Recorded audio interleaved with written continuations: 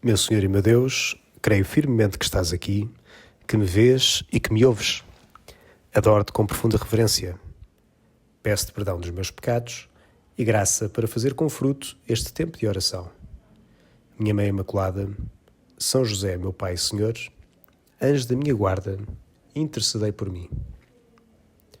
Há uns anos atrás, nos tempos de seminário, lembro-me de ter ido com um colega seminarista dar um passeio junto do mar. Andámos pelo Pardão, vimos assim um lugar simpático, com uma bela vista sobre o mar. Devia ser assim uma tarde de maio, provavelmente. Sentámos-nos num banco e começámos a rezar o terço. Ainda não o tínhamos feito naquele dia. Lembro-me que íamos a meio dessa oração, quando vimos duas senhoras, assim de meia idade, que vinham aproximando-se de nós e que pensámos que viriam falar connosco. No entanto, quando estavam mesmo a chegar para dizer qualquer coisa, mudaram o rumo, continuaram em frente e depois ouvimos-las a comentar uma com a outra, assim em voz alta, como quem quer que se ouça aquilo que estão a falar. Onde é que isto já se viu? Gente tão jovem a rezar uma coisa tão ultrapassada. É claro que simplesmente sorrimos, continuámos a rezar e, terminada a nossa oração, levantámos-nos, seguimos caminho e fomos aos nossos afazeres. Aquelas senhoras, pelos vistos, não queriam mesmo dialogar, queriam só dizer qualquer coisa. Mas esta pergunta que as senhoras disseram e que ficou assim à socapa, se calhar é uma pergunta que pode-nos vir também a nós, assim como uma espécie de dúvida silenciosa, que não dizemos assim muito alto para não chatear ninguém. É o rosário uma oração ultrapassada? É uma oração que me ajuda a entrar em comunhão com Deus? Vale mesmo a pena rezar o terço todos os dias, como Nossa Senhora nos pediu em Fátima?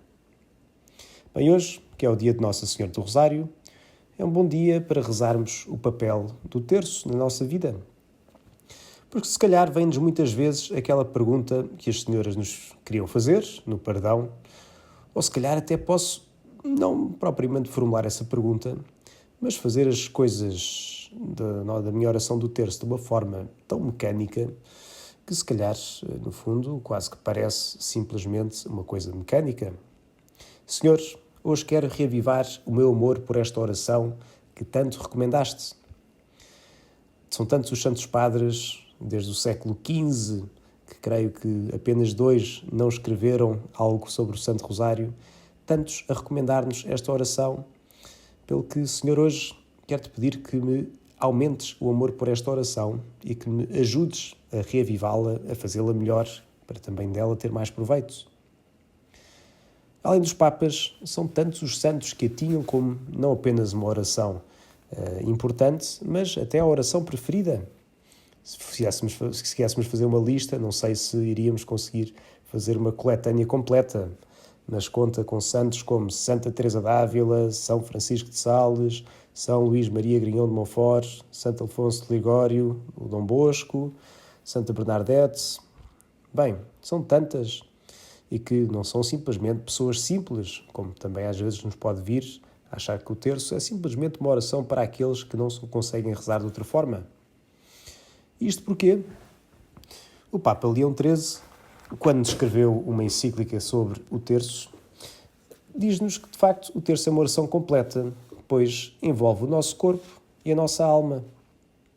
O rosário autêntico, diz-nos ele, é esta combinação alegre de oração vocal e mental, e aqui as duas são algo essencial para esta devoção.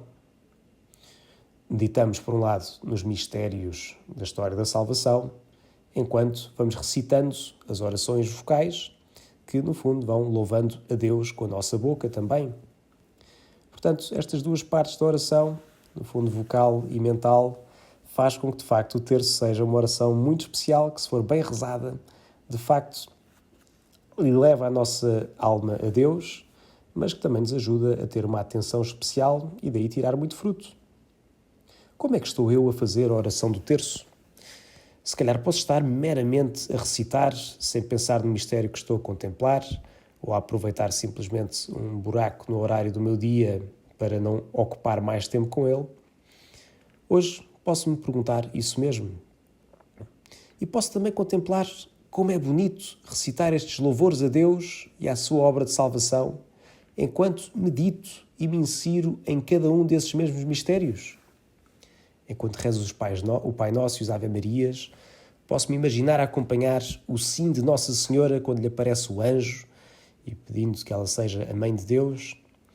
Posso acompanhar o caminho de Maria até Santa Isabel, quando partilha esta alegria com a sua prima.